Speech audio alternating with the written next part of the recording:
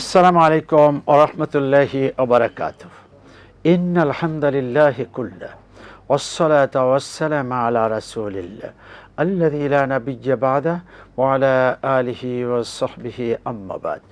সুপ্রিয় দর্শক, RFL auditor presence ইসলামী সওয়াল ও জবাব powered by Islami bank Bangladesh PLC অনুষ্ঠান থেকে সকলকে জানাচ্ছি আন্তরিক মোবারকবাদ।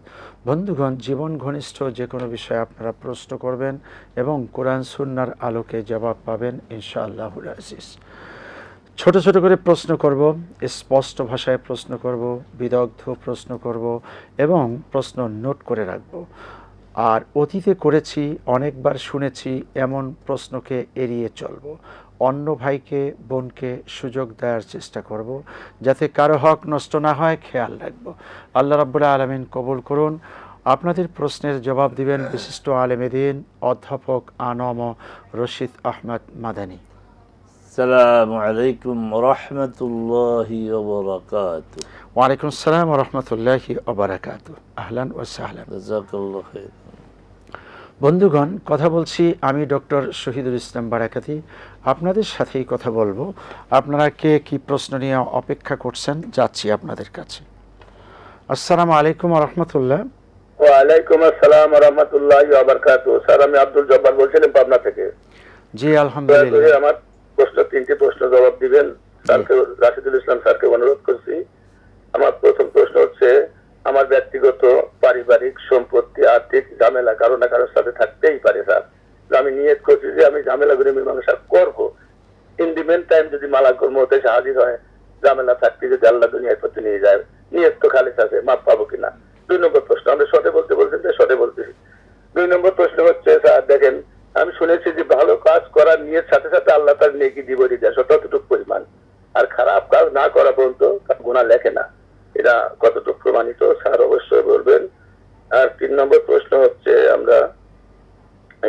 আমরা যে শালার বউ শালিকা, এটা তো blood connected, not blood connected, এদের সাথে কিন্তু কথা বলি, এরা কিন্তু খোলামেলা আমাদের সামনে আসে। শালার বউ শালিকা কতটা এটা জায়েজ আছে কিনা? আসসালামু আলাইকুম ওয়া রাহমাতুল্লাহ। ওয়া আলাইকুম আসসালাম ওয়া রাহমাতুল্লাহ। ধৈর্য ধারণ করুন, জবাব শুনুন। আল্লাহুম্মা লাকাল হামদু কামা ইয়ানবাগি লিজালালি ওয়াজহিকা ওয়া আযীমি সুলতানিকা ওয়া সাল্লি ওয়া সাল্লিম আলা আবদিকা ওয়া রাসূলিকা। জি, আপনাকে ধন্যবাদ যে আপনি আজকে সবার আগে প্রশ্ন করলেন। আমার নাম রশিদুল হক না, এখান থেকে তো বারবার বলা হয়। আমার নাম হচ্ছে আনম রশিদ আহমদ। আনম রশিদ আহমদ। সম্পত্তি ঝামেলা আছে, ঝামেলা মুক্ত হতে চান, দেরি করলেন কেন? আজ যদি না পারেন কালই করেন। কথা তো আপনিও বুঝেন এবং বলছেন যে কোনো সময় মালাকুল মউত চলে আসতে পারে, কথা সত্য। যে কোনো সময়, যে কোনো সময়। অতএব অতি দ্রুত এই ঝামেলা সেরে ফেলেন। আর আপনি যে সারতে চান, আপনার সন্তানদেরকে, আশেপাশে যারা আছে তাদেরকে জানিয়ে রাখেন এবং তাদের সহযোগিতা নেন। ছাড়তে চান, সেরেই ফেলেন। ভালো কাজ করার ইচ্ছা পোষণ করলে সওয়াব, কথা সত্য। রাসূল সাল্লাল্লাহু আলাইহি সাল্লাম বলেছেন, যখন বান্দা কোনো ভালো কাজ করার সিদ্ধান্ত নেয়, সিদ্ধান্ত নেওয়ার সাথে সাথেই সে একটা সওয়াব পাবে, আর যদি কাজটা করে তাহলে 10টা সওয়াব পাবে। আর খারাপ কাজ করার সিদ্ধান্ত না, গুনাহ লেখা হবে না। কাজটা যখন করে ফেলে তখন একটা গুনাহ লেখা হবে। আল্লাহ আর কত ছাড় দিবেন? ভালোটা ইচ্ছা করলে সওয়াব, করলে 10, আর মন্দটা সিদ্ধান্ত নিলেও গুনাহ হবে না যতক্ষণ পর্যন্ত কাজটা করা না হয়। শালার বউ শালিকা সমস্যা, পর্দা করতেই হবে। আপনাকে তাদের সাথে পর্দা করতে হবে, তাদেরকে নসিহত করতে হবে, ওয়াজ করতে হবে। তাদের সাথে খোলামেলা অবস্থায় দেখা দেওয়া যাবে না। এখন যদি তারা আপনার কথা মতো পর্দা না করে, কী করবেন? কথা তো বলতে হবে। আত্মীয়তার সম্পর্ক ছিন্ন করা যাবে না, সেখানে বিপদ আছে। তো তাদের সাথে কথা বলবেন, তাদের দিকে তাকাবেন না। জি। মানে আপনার পর্দা আপনি করবেন। আপনার পর্দা আপনি করবেন। আসসালামু আলাইকুম ওয়া রাহমাতুল্লাহ। ওয়ালাইকুম সালাম। জি শেখ, ভালো আছেন আপনারা? আলহামদুলিল্লাহ। জি, আমার তিনটি প্রশ্ন আছে। আমার প্রথম প্রশ্ন হলো যে যদি কোনো ছেলে, মানে 4 ভাই, কেউ 4টা ছেলে আছে কিন্তু 3 ছেলে বাবা মাকে দেখে না, এক ছেলে দেখে, সেক্ষেত্রে বাবা মার এমন একটা রোগ হলো যাতে অনেক টাকা খরচ হলো, ধরেন যে 5 লাখ টাকা খরচ করলো একটা লোক, এক ছেলে 5 লাখ টাকা খরচ করলো বাবা মার পিছনে, যে 3 ছেলে খরচ করলো না, কিন্তু বাবা মায়ের সম্পত্তি আছে অনেক। সুস্থ হওয়ার পর কি ওই পরিমাণ টাকার সম্পত্তি কি তার ছেলেকে লিখে দিতে পারবে বেঁচে থাকাকালীন? এটা একটু জানাবেন। আর মোহরানা যদি, এটা একটা প্রশ্ন, আর মোহরানা যদি স্বামী না দিয়ে মারা যায়, তাহলে কি মোহরানা ছেলেরাকে দিতে হবে? কারণ ছেলে মেয়েকে দিতে হবে কিনা, দায়িত্ব হিসাবে মাকে, এটি জানাবেন, দুটো জানাবেন। আচ্ছা, ঠিক আছে, আপনার আনকমন প্রশ্ন আছে। জি। এক ছেলে বাবার মা নাকি শুধু বাবা বলেছেন খরচ করেছে, বাকিরা করতে পারে নাই।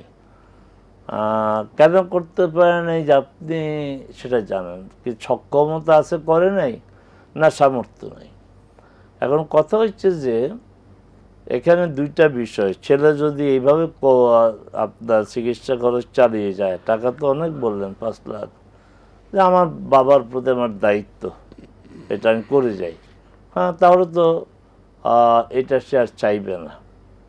আর যদি সে মনে করে না আমার বাবার এখন চিকিৎসা প্রয়োজন, আমি দিচ্ছি, অন্য তাকে দেয় নেই, তাহলে তার সম্পত্তি থেকে এই যে টাকাটা সে খরচ করলো এটা আপনারা দিয়ে দিবেন। এটা এক ধরনের দেনা, এক ধরনের ঋণ আপনাদের উপর, যেহেতু আপনারা বাকি 3 জন বাবার জন্য খরচ করতে পারেন না, আপনি হন যেই হন।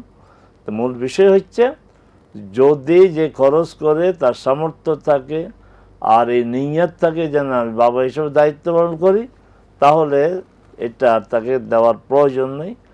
আর যদি সে মনে করে না তাদের সামর্থ্য নাই, আমি দিয়ে যাচ্ছি, পরে দেখা যাবে ওই সম্পদ যা আছে সেখান থেকে আমার এটা আমি নিয়ে নেব, তো সে নিতে পারবে এবং আপনাদের দায়িত্ব হচ্ছে আপনারা তাকে দিয়ে দিবেন।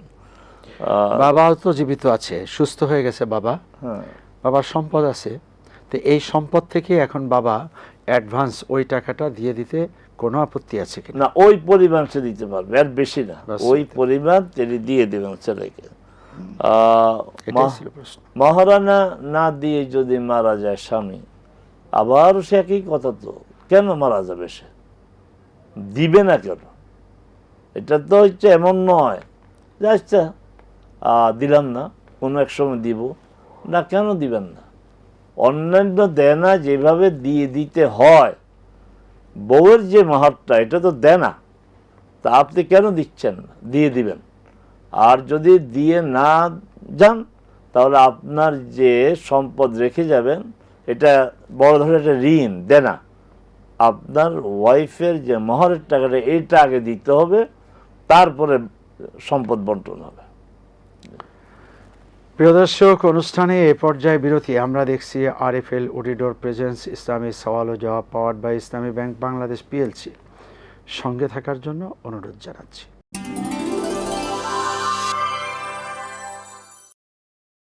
আসসালামু আলাইকুম ওয়া রাহমাতুল্লাহি ওয়া বারাকাতুহু।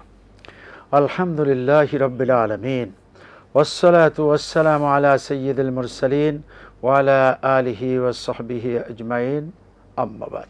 বন্ধুগণ, বিরতি থেকে ফিরে এলাম অনুষ্ঠানে। আমরা দেখছি আরএফএল অডিটর প্রেজেন্স ইসলামী সওয়াল ও জবাব, powered by Islami bank Bangladesh PLC.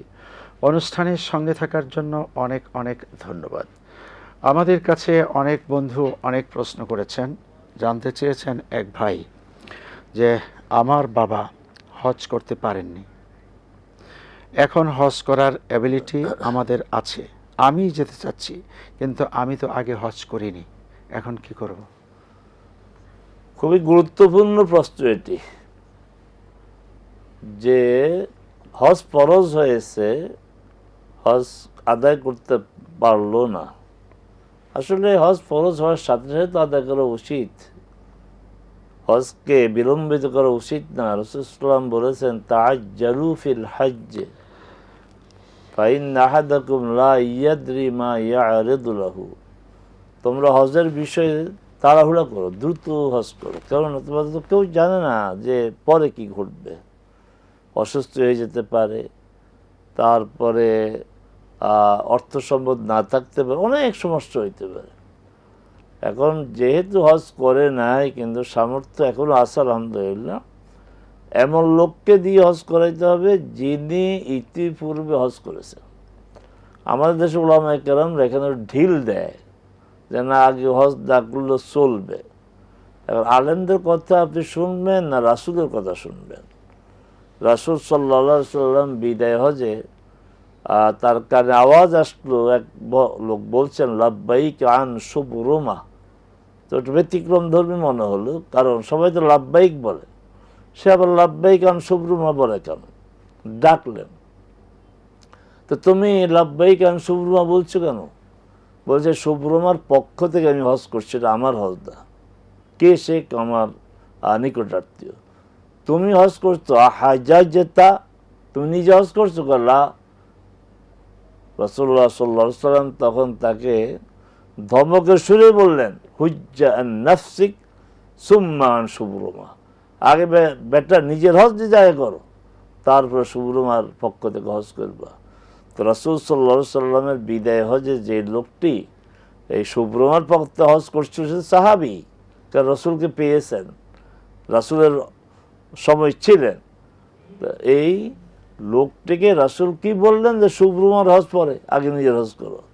এর দ্বারা সুস্পষ্ট প্রমাণিত হয় যে আগে নিজের পক্ষ থেকে হজ করতে হবে, তারপর অন্য কারো পক্ষ থেকে।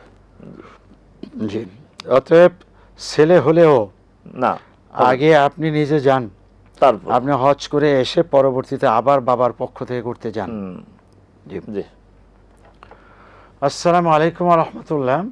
ওয়ালাইকুম আসসালাম ওয়া রাহমাতুল্লাহি ওয়া বারাকাতুহু।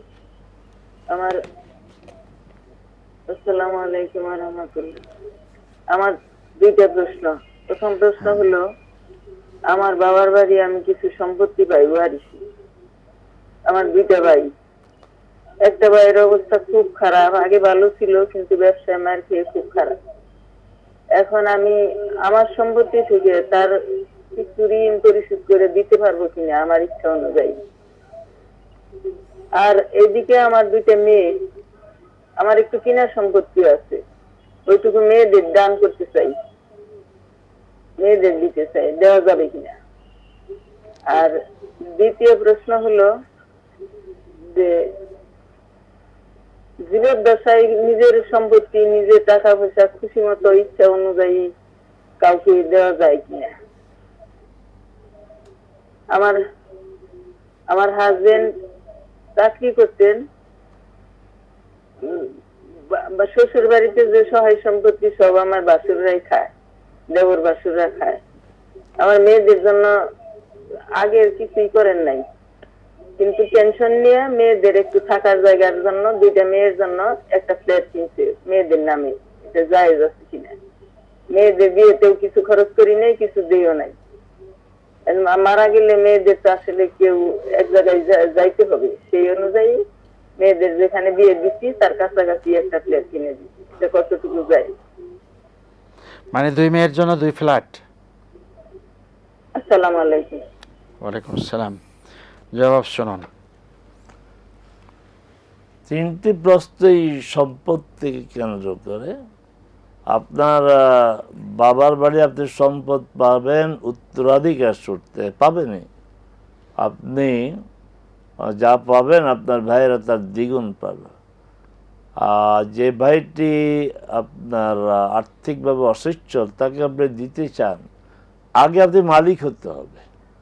আপনি আপনারটা বুঝে পাবেন, তারপর আপনি ভাইকে দিতে পারবেন, সমস্যা নেই। আপনার অংশ থেকে আপনি দিবেন, বন্টন লাগে না। বন্টন হবে আগে আপনারটা আপনি পাবেন ওই রেশিওতে, যে ভাই যা পাবে তার আপনি অর্ধেক পাবেন, তারপর আপনারটা আপনি দান করতে পারেন, দিয়ে দিতে পারেন, কোনো সমস্যা নেই। মেয়েদের সম্পদ আপনার দেয়া এখন পরিষ্কার হয় নাই যে আপনার ছেলে আছে না নাই, কথায় বোঝা গেল ছেলে নাই। কিন্তু আপনার স্বামী আছে, বোঝা গেল। আচ্ছা, এই ক্ষেত্রে আমাদের দেশে এটা খুব মানে ব্যাড কালচার, মন্দ কালচার, যে যাদের মেয়ে আছে একটা বা একাধিক, তারা মেয়ের নামে সম্পদ দিয়ে যায় যেন ভাইয়েরা না পায়। না, এটা তো করা যাবে না, কারণ সম্পদ বন্টনের দায়িত্ব সরাসরি আল্লাহ নিয়েছেন।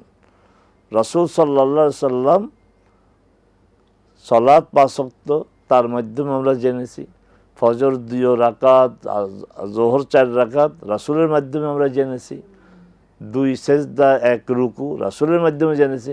সম্পদ বন্টনের দায়িত্ব সরাসরি আল্লাহ নিয়েছেন। ইউসিকুমুল্লাহু ফি আওলাদিকুম লিয-যাকারি মিসলু হাযিল উনসায়াইন, সূরা নিসার 11-12 নম্বর আয়াত এবং শেষ আয়াত। এই 11-12 পরে আল্লাহ সুবহানাহু ওয়া তাআলা খুব দৃঢ়তার সাথে বললেন, তিলকা হুদুদুল্লাহ, এটা আল্লাহর হদ, আল্লাহর সীমানা। এই সীমানা তোমাদেরকে রক্ষা করে চললেই সফলতা। আর ওমান ইয়াসিল্লাহ ওয়া রাসূলাহু ওয়া ইয়াতাআদ্দা হুদুদাহু ইউদখিলহু নারান খালিদান ফিহা ওয়া লাহু আযাবুম মুহিন, যারা আল্লাহ রাসূলের অবাধ্য হবে, এই সীমা লঙ্ঘন করবে, তাদেরকে জাহান্নামে প্রবেশ করানো হবে, সেখানে রয়েছে তাদের জন্য অপমানজনক শাস্তি। অতএব খুব সাবধান, আল্লাহ যাকে যতটুকু দিয়েছেন তাকে ততটুকুই আমরা দিতে পারবো, এর বেশি না। নিজের সম্পদ নিজে ইচ্ছা করে খরচ করে আপনার ওই যে আবার বলেছেন মেয়েদের নামে ফ্ল্যাট কিনেছেন, মেয়েদের নামে কেন ফ্ল্যাট নেবেন? আপনি আপনার স্বামী আপনাদের জন্য ফ্ল্যাট নিয়ে ওদেরকে দিবেন। হ্যাঁ, যদি আপনার মনে করেন যে তাদেরকে গিফট দিবেন, এটা দিতে পারেন, যেহেতু আপনার আর অন্য কোনো ওয়ারিশ নেই। তবে এইসব ব্যাপারে খুব সতর্ক থাকতে হবে। আল্লাহ যাদেরকে সম্পদ দিয়েছেন তাদেরকে যেন সম্পদ থেকে বঞ্চিত করা না হয়। কি পদ্ধতিতে গিফট দিবে? গিফটের পদ্ধতি মেয়েকে আপনি গিফট, মেয়েকে আপনি মনে করেন আমরা দেই না, শাড়ি দেই, অলংকার দেই, এভাবে দিয়ে দিতে পারেন গিফট। তাহলে সেই গিফট তো সম্পদ থেকেও দিতে পারে। এইটাও তো কিন্তু আপনার এটা হচ্ছে স্থাবর সম্পদ, যেটা বন্টন করবেন, হ্যাঁ, সেখান থেকে দিতে পারবেন না। মানে এই সম্পদটাও যদি সে কিনে, অর্থাৎ ফ্ল্যাট তার নামে কিনলো, এটাও তো পরবর্তীতে বন্টন হবে, তাহলে এরকম একটা ফ্ল্যাট কি করে গিফট দিবে? তাহলে তো এই জন্য তো বলছি খুব সতর্ক, সম্পদে গিফট দিতে পারে। গোটা বিষয়টা আসলে এভাবে অনিয়ার হয় না, তো জানতে হবে। এইভাবে আমি শেষ যেটা কথা বলছি, আল্লাহ যাদেরকে সম্পদ দিয়েছেন তাদেরকে বঞ্চিত করে কারোর জন্য অতিরিক্ত কিছু করা যাবে না।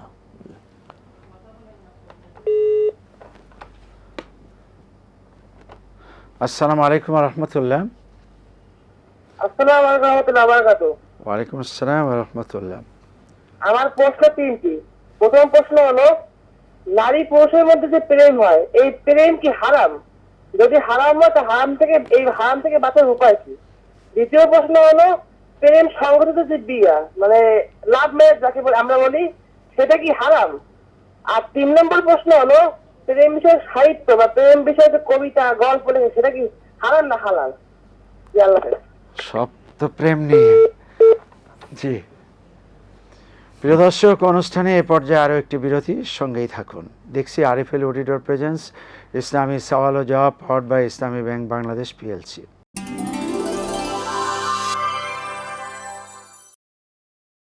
আসসালামু আলাইকুম ওয়া রাহমাতুল্লাহি ওয়া বারাকাতুহু। বন্ধুগণ, বিরতি থেকে ফিরে এলাম অনুষ্ঠানে। আমরা দেখছি আরএফএল অডিটর প্রেজেন্স ইসলামী সওয়াল ও জবাব, powered by Islami bank Bangladesh PLC.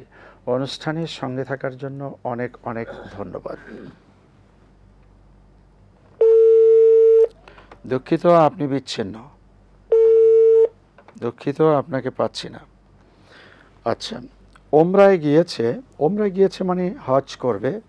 প্রথমে ওমরা করলো, এখন যেহেতু হজ্জের বাকি আছে আরও 20-25 দিন, এই ফাঁকে বারবার ওমরা, এবং সেই ওমরার মধ্যে খুব পরিতৃপ্তি যে আসলে 5টা 7টা দাদার জন্য, মায়ের জন্য, বাবার জন্য ওমরা করতে পেরেছি। এটা কতটুকু ঠিকভাবে ঠিক? এবং খুব গল্প করা হয় যে এতটা ওমরা করেছি অমুক, আপনি যেমনটি বললেন, মানে আপনজনদের মানে কেউ বাকি থাকে না, গল্প করার একটা বিষয়, গল্প। তার সাথে আমার যোগও আছে। আমি নিজের অভিজ্ঞতায় বলছি যে আমার সাথে আমি হজে গিয়েছি, আমার সাথে অনেক তওয়াফ, মায়ের নামে তওয়াফ, বাবার নামে তওয়াফ, এমনকি এই ভাবির নামে তওয়াফ হয়েছে। আসলে কি শরিয়া কর্তৃক অনুমোদিত? এই হজ ওমরার বিধানটা রাসূল সাল্লাল্লাহু আলাইহি সাল্লাম বলেছেন আমার থেকে নাও, খুযু আন্নী মানাসিকাকুম, আমার থেকে হজের বিধিবিধান নাও। বাপ বেটাই ঘর গড়ে তুললেন, একজন মিস্ত্রি একজন যুগালী, ইব্রাহিম আলাইহিস সালাম এবং ইসমাঈল আলাইহিস সালাম। কি দোয়া করলেন? যারা রব্বানা জাআলনা মুসলিমাইন লাকা ওয়া মিন যুররিয়্যাতিনা উম্মাতান মুসলিমাতান লাকা ওয়া আরিনা মানাসিকানা। এই হজের বিধিবিধান তুমি আমাদেরকে শিখাও। ইব্রাহিম আলাইহিস সালাম শিখানোর জন্য দোয়া করে, আমরা নিজেরা শিখে যাই। রাসূল সাল্লাল্লাহু আলাইহি সাল্লাম এক সফরে একাধিক ওমরা করেন নাই। কোন সাহাবী এক সফরে একাধিক ওমরা করেন। তা আমরা কোন বিবেচনা করতেছি? আমাদেরকে আমাদের ইমাম সাহেবরা বলেন, হুজুররা বলেন, তাই করতেছি। কিন্তু মূল হুজুর যিনি মুহাম্মদ সাল্লাল্লাহু আলাইহি সাল্লাম, তিনি তো এই ওমরা করেন নাই, করতে বলেন নাই। তার একদম কাছের অনুসারী যারা, তারাও তো ওমরা করেন নাই। আবার গলা পাঠায় সাহাবে কেরাম সত্যের মাপকাঠি বলে। তা তোমার বিশ্বাস সাহাবে কেরাম সত্যের মাপকাঠি, তো তোমার এই বিশ্বাস নাই কেন যে সে ওমরারও আমার মাপকাঠি? অতএব সে যে ওমরা করে নাই, আমিও করব না। এগুলি করবেন না। প্রস্তুত ছিল তো বিরতির আগে? আসসালামু আলাইকুম ওয়া রাহমাতুল্লাহ। আসসালামু আলাইকুম। জি, এক ভাই প্রেম বিষয়ে 3টা প্রশ্ন করেছেন, আর 3টার শ্রেষ্ঠ হচ্ছে এই যে প্রেম ভালোবাসা নিয়ে উপন্যাস কবিতা। আসলে প্রেম ভালোবাসা নিয়ে উপন্যাস কবিতার কোনো সমস্যা নেই, কিন্তু সমস্যা হচ্ছে অশ্লীলতা, যৌনতা, বেহায়াপনা। মানুষ বাবা মাকে ভালোবাসে, কবিতা লিখবে, প্রকৃতিকে ভালোবাসে, কবিতা লিখবে, স্বামী স্ত্রীকে ভালোবাসে, স্ত্রী স্বামীকে ভালোবাসে, কবিতা লিখবে, আল্লাহকে ভালোবাসে, রাসূলকে ভালোবাসে, কবিতা লিখবে, হ্যাঁ, সমস্যা নাই। তো এখানে ওই যে প্রেম অর্থ কি ভালোবাসা না, প্রেম তো হারাম না। প্রেম হচ্ছে, প্রেম হওয়াই উচিত, এবং বিবাহের মূল উদ্দেশ্য হচ্ছে প্রেম। ওয়াজআলা বাইনাকুম মাওয়াদ্দাতান ওয়া রাহমা, তিনি তোমাদের প্রেম ভালোবাসা সৃষ্টি করে দিয়েছেন। কিন্তু এই প্রেম বিবাহ বহির্ভূত হইলে হারাম হবে। এই প্রেম আপনার বিবাহ ছাড়া ওই সরোয়ার্দী উদ্যানে গিয়ে বাদাম খাওয়া, আইসক্রিম খাওয়া, আড্ডা দেওয়া হারাম, মানে সাংঘাতিক ধরে হারাম। প্রেমের মাধ্যমে বিয়ে হইতে পারে। সেটা কি? একটা মেয়েকে আপনি পছন্দ করলেন, ভালো লাগলো, গার্জিয়ানকে জানান। একটা মেয়ে কোনো ছেলেকে পছন্দ করলো, ভালো লাগলো, গার্জিয়ানকে জানান। এই গার্জিয়ানের মাধ্যমে তাড়াতাড়ি বিয়ের আয়োজন করে ফেলেন। পছন্দ হলো, নিজেদের মধ্যে পছন্দ রেখে দিলেন, গার্জিয়ানকে জানালেন না, বিয়ের ব্যাপারে কোনো চিন্তা নাই, আর জায়গায় জায়গায় আড্ডা দিবেন, এটা হারাম, সুস্পষ্ট হারাম। কে? আচ্ছা, হজের 3-4টা বিষয় নিয়ে খুব বিতর্ক হয়। একটি হলো ময়দানে আরাফা, সেখানে যে হলো জোহর আর আসর। এক গ্রুপ বলে যে আমরা মক্কায় 15 দিনের বেশি সময় ধরে আছি, তো এখানে কেন আমরা কসর করব। আর আরেক গ্রুপ, হ্যাঁ রাসূল করেছেন তাই আমরা করব। এটা নিয়ে খুব ঝগড়া হয়। আর আরেকটা ঝগড়া হয় হলো যে শয়তানকে পাথর মারাকে কেন্দ্র করে একদল লোক আর এক দল লোককে দায়িত্ব দিয়ে দেয় পাথর মারার জন্য। কোরবানি কেন্দ্রিক কিছু লোক দায়িত্ব নেয় যে আমরা সরাসরি যে কোরবানি দেব। এই বিষয়টিতে একটু বলবেন। আরাফাত ময়দানে হ্যাঁ সমস্যা হয়, সালাত নিয়ে মিনাতেও হয়। আচ্ছা, মিনা আরাফাতের দাবি হচ্ছে এগুলি নুসুকের আওতায়, মানাসিক, খুযু আন্নী মানাসিকাকুম, মিনার জোহর আসর যে নামাজগুলো, এগুলো শুধু নামাজ না, এগুলো ওই মানাসিকের অন্তর্ভুক্ত। আরাফাতে জোহর আসর না, মানাসিকের অন্তর্ভুক্ত। আচ্ছা, রাসূল সাল্লাল্লাহু আলাইহি ওয়াসাল্লাম হজ করেছেন, একটি হজ করেছেন। লাআল্লি আরাকুম বা'দা আমি হাদা, হয়তো পারে আমি এই বছর বার তোমাদের সাথে সাক্ষাৎ হবে না, ঘটনা তাই হয়েছে। তো সেখানে গুরুত্বের সাথে তিনি হজের সব বিধিবিধান শিখিয়েছেন। এখন কোন বিবেচনায় আপনারা বলবেন লক্ষাধিক সাহাবী এক জামাতে নামাজ পড়েছে? তখনকার সময় কি সম্ভব এক জামাতে এত লোক নামাজ পড়া? কেউ নামেরা পড়েছে, কেউ বিভিন্ন তাঁবুতে পড়েছে। এমন একটি প্রমাণ কি দেখানো যায় যে ওই সময় রাসূল সাল্লাল্লাহু আলাইহি ওয়াসাল্লামের সাথে যারা সালাত আদায় করেছে তারা জোহর আসর একসাথে পড়েছে, কসর করেছে? ওই তাঁবুতে যারা পড়েছে তারা জোহরের সময় জোহর পড়েছে, আসরের সময় আসর পড়েছে, 4 রাকাত 4 রাকাত পড়েছে, একটা প্রমাণও দেখাতে পারবেন না। আন্দাজ অনুমান করে ধারণার ভিত্তিতে কথা বলা, এটা ঠিক না, এটা ঠিক না। আচ্ছা, রাসূল সাল্লাল্লাহু আলাইহি ওয়াসাল্লাম সাহাবে কেরামকে নিয়ে আরাফাত ময়দানে জোহর আসর একসাথে, এক আজান 2 একামতে আদায় করেছেন, জামাতের সাথে আদায় করেছেন। যারা বিভিন্ন তাঁবুতে ছিলেন তারা ওই একই নিয়মে আদায় করেছেন। এটি হচ্ছে আরাফাত ময়দানে জোহর আসর পড়া, এইভাবে পড়ার দাবি। মিনা তো তাই টাইমলি নামাজ হবে, সেখানে আবার আগে না, কিন্তু জোহর আসর এশা 2 রাকাত করে সেখানে পড়তে হবে, এটা ওই মানে ময়দানের দাবি। আচ্ছা, পাথর নিক্ষেপ, আপনার পাথর আপনি নিক্ষেপ করেন। আপনি এই বয়সে গেলেন কেন যে পাথর নিক্ষেপ করতে পারছেন না? আর আগে গেলেন না কেন? চেষ্টা করবেন। হুইল চেয়ারের ব্যবস্থা আছে, ওই যারা হুইল চেয়ার নিয়ে আপনাকে আপনার নিয়ে যাবে তাদের কিছু টাকা দিবেন। যেহেতু আপনি দেরি করে আসছেন, জরিমানা কিছু দিতে হবে। এই হুইল চেয়ার অনেকের টাকা দেন, হুইল চেয়ারে যান, পাথর নিজেরটা নিজে নিক্ষেপ করেন। হ্যাঁ, এরপর একেবারেই সম্ভব না, তখন কাউকে দায়িত্ব দিবেন। আপনার শরীরটা ম্যাচ করে, ভালো লাগতেছে না, ঘুম আসতেছে, আমারটা দিয়ে আসো না, এটা করা যাবে না, এটা করবেন না। কোরবানির ব্যাপারে একই কথা, কোরবানি নিজে যান, নিজের ফসল নিজেই জমে। আপনি কে এত ভিআইপি হয়ে গেলেন? মুহাম্মদ সাল্লাল্লাহু আলাইহি ওয়াসাল্লাম হাদিয়া দিয়েছেন 100টা উট, তিনি 67টি উট, এটা গরু ছাগল জবাই মতো না, উট মনে রাখতে হবে। 67টি উট তিনি নিজের হাতে নহর করেছেন, জবাই করেছেন। এরপরে আলী রাদিয়াল্লাহু আনহু বললেন যে বাকিগুলি তুমি করো। তা আমরা কেন এত ভিআইপি মনে করি নিজেদেরকে? নিজের কোরবানি নিজে দেন, নিজের পাথর নিজে নিক্ষেপ করেন, আর আরাফাত ময়দানে জোহর আসর ঝগড়া না করে এই জোহরের সময় পড়েন, 2 রাকাত করে পড়েন।